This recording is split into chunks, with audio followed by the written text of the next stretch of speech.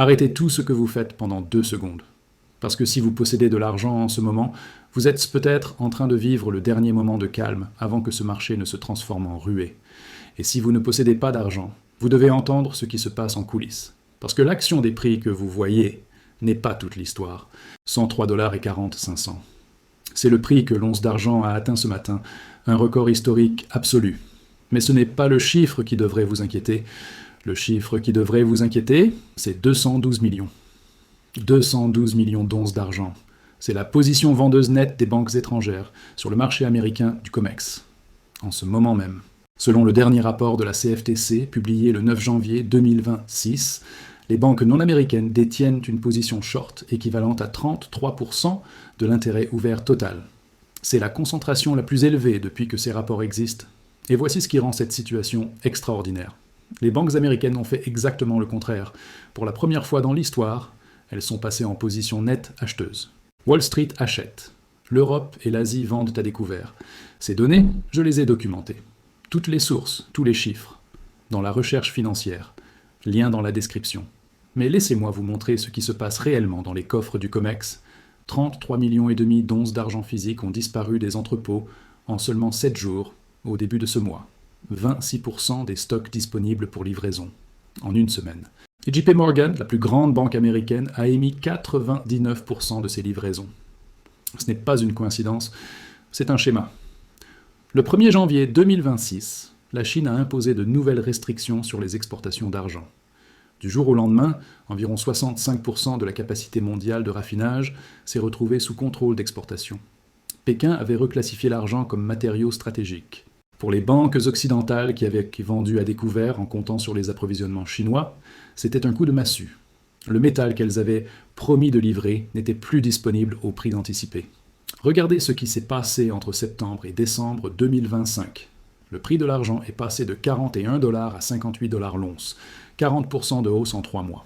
Pendant cette période, les banques américaines ont systématiquement réduit leur position vendeuse. Puis, elles ont commencé à acheter. Le rapport de participation bancaire du 2 décembre montre ce basculement historique. Les banques américaines, celles qui ont accès aux informations les plus complètes sur les flux physiques, ont décidé de se positionner du côté acheteur. Pendant ce temps, les banques non américaines ont maintenu, voire augmenté, leur position vendeuse. Pourquoi ? Il y a 3 explications possibles. Première explication.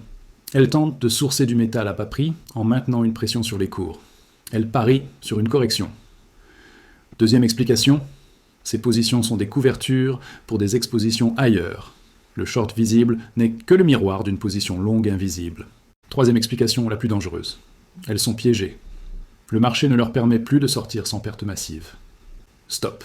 Ce que je viens de vous montrer, 212 millions d'onces de position short chez les banques étrangères, les banques américaines passées en position longue pour la première fois, et 33 millions d'onces retirées des coffres en une semaine. Ce n'est qu'une partie de l'histoire. Dans la recherche financière, j'ai documenté 7 autres facteurs critiques qui ne font pas les gros titres, avec toutes les données, toutes les sources, toutes les connexions que je ne peux pas montrer dans cette vidéo. L'analyse complète de l'argent.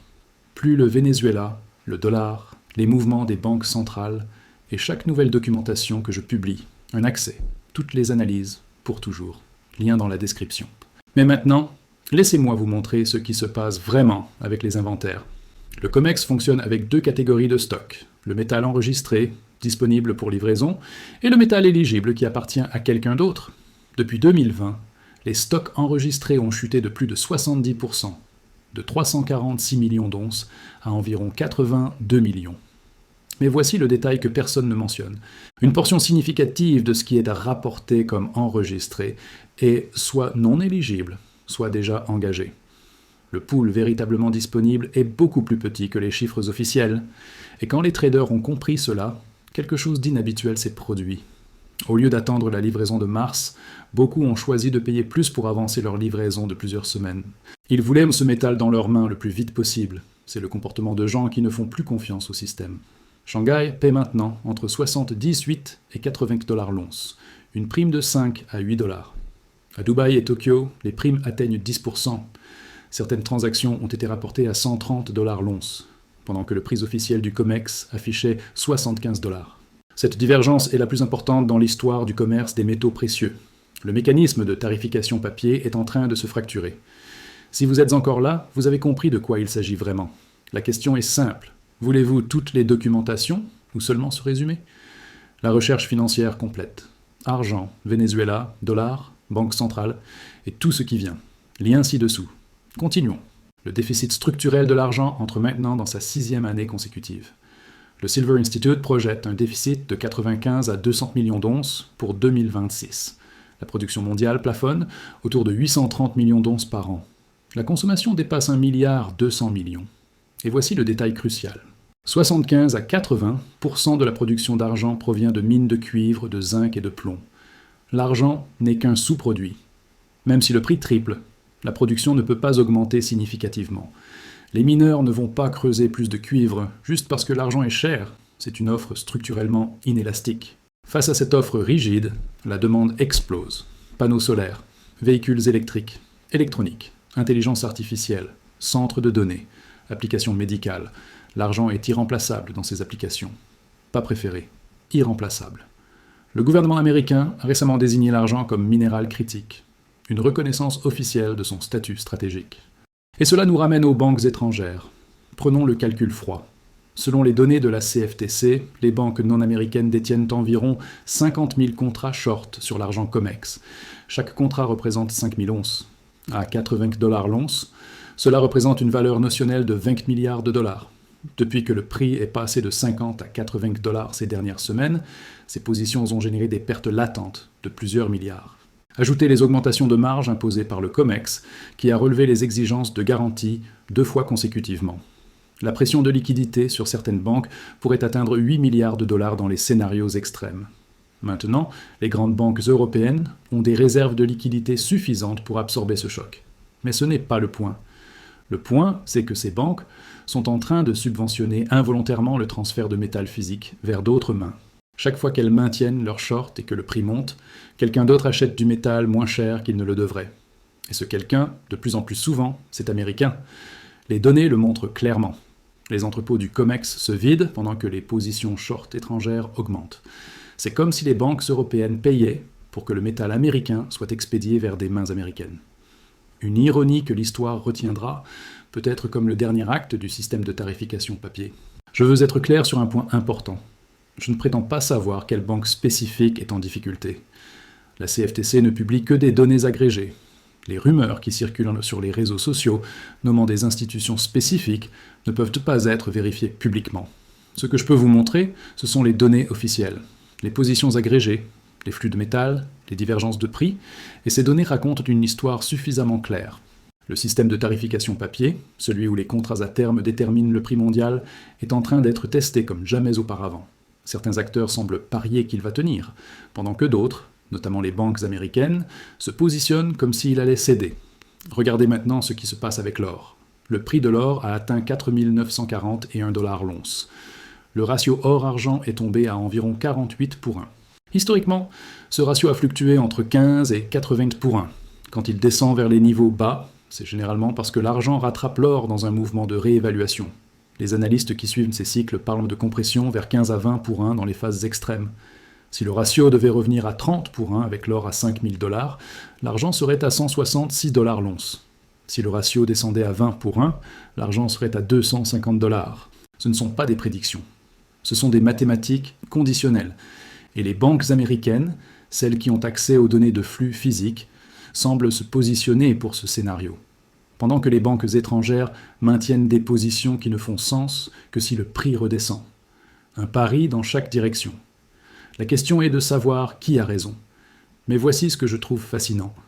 Dans les marchés normaux, quand une position devient trop concentrée, les régulateurs interviennent. Quand une entité contrôle trop d'un marché, on parle de manipulation. Les grandes banques américaines ont payé des milliards en amendes pour manipulation du marché de l'argent entre 2008 et 2016. JP Morgan, seul, a payé 920 millions de dollars en 2020. Des traders ont été condamnés à la prison. Et pourtant, aujourd'hui, nous voyons une concentration encore plus extrême des positions short chez les banques étrangères. Et personne ne semble s'en inquiéter officiellement. Peut-être parce que, cette fois, ce ne sont pas les banques américaines qui sont exposées. Peut-être parce que les régulateurs américains voient un avantage stratégique à laisser le marché corriger naturellement, Ou peut-être simplement parce que personne ne sait comment arrêter ce qui est en train de se produire. Le marché physique se découple du marché papier. Les primes en Asie et au Moyen-Orient montrent que les acheteurs réels sont prêts à payer significativement plus que le prix officiel. Les restrictions chinoises fragmentent l'offre mondiale. Et les banques qui ont construit leur modèle sur l'hypothèse que le métal serait toujours disponible découvrent que cette hypothèse était peut-être fausse. Ce que vous voyez en ce moment, c'est la fin d'une époque. L'époque où le prix de l'argent était déterminé par des contrats papier échangés entre banques occidentales, et le début d'une nouvelle époque, où le prix sera déterminé par qui détient réellement le métal physique. Les banques américaines semblent avoir compris cela. Les banques étrangères semblent encore parier sur l'ancien système. Dans les prochaines semaines et les prochains mois, nous verrons qui avait raison.